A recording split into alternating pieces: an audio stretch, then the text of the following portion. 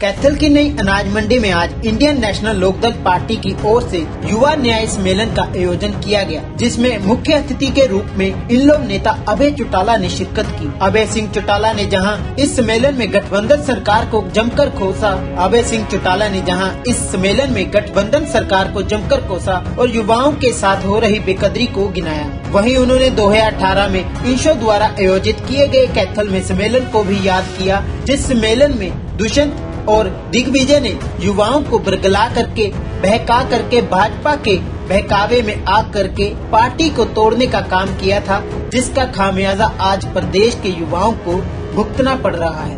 उन्होंने कहा कि परिवर्तन यात्रा के दौरान में प्रदेश के हर गांव और गली गली में गया हूं, तो युवाओं का यही कहना था कि हमसे भूल हो गई है। एक मिनट भाई, एक मिनट। युवाओं की भीड़ देखकर क्या लग रहा है आपको? आप स्वयं गवाह हो इस बात के आगे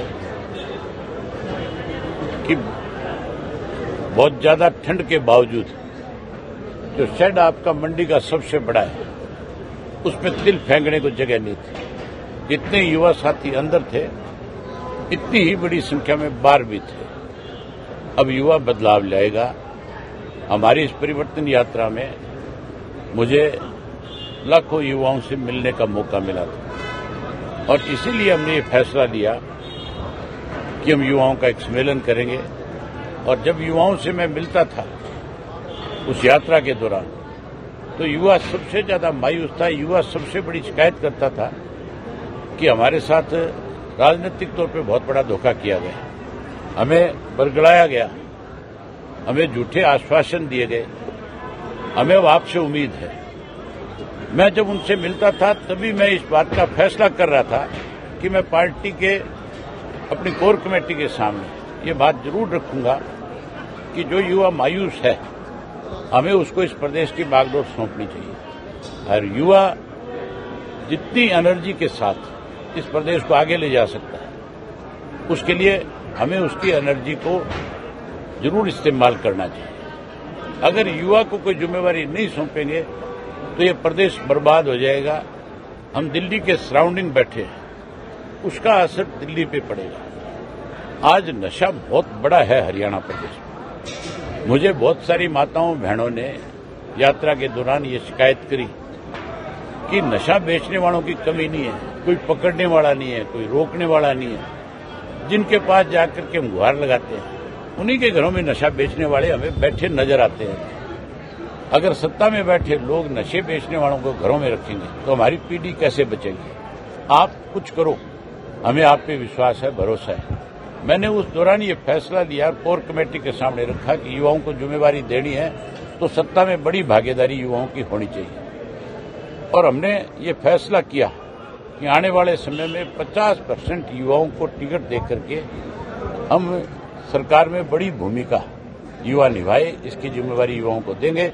और देश युवा बनाने की बात लोगों ने करी, लेकिन हम प्रदेश को युवा बना करके देश को संदेश देने का काम करेंगे। आप तथ्य की बात कर रहे हैं, स्वास्थ्य शिक्षा रोजगार की बात कर रहे हैं, लेकिन देश के युवा को तो राम के नाम पे पूरे देश को काम पे लगाया हुआ है। मैंने कहा कि हम धर्म और मजहब की राजनीति करने वाले लोग नहीं हैं। हम 36 बिरादरी के लोगों को साथ लेकर के चलने वाले लोग हैं।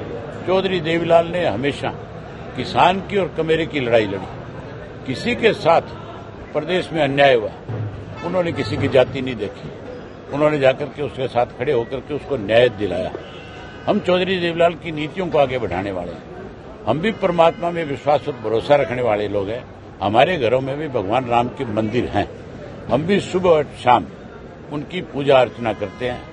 ये लोग तो करें कि ना करें, लेकिन हमारे घर में हर व्यक्ति किसी भी काम के लिए जब बाहर निकलता है तो पहले राम को नाम लेकर मंदिर में जाकर के मत्था टेकता है। 22 तारीख का क्या कार्यक्रम है आपके?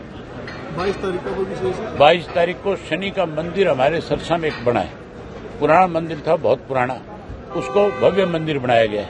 मुझे उसके कार्यक्रम में सरसा के लोगों ने निमंत्रण दे रखा है। मैं आज रात को सीधा वहां जाकर के रुकूंगा, कल उस कार्यक्रम में शामिल होंगे। उनसे पूछो, वो ज्यादा अच्छा बताएंगे आपको कि वो पार्टियां क्यों बदल रही हैं।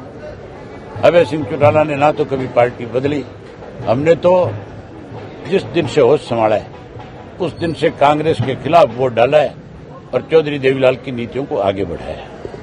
अगर आपके घर के साथ लगी गली या सड़क के ऊंचा होने की वजह से पानी घुस जाता है तो अब नो टेंशन, बिना घर दौड़े अब अपने घर को ऊंचा कर सकते हैं। संपर्क करें भूपेंद्र ब्रदर्स को on 9814065500। I repeat, it's 9814065500। Government approved.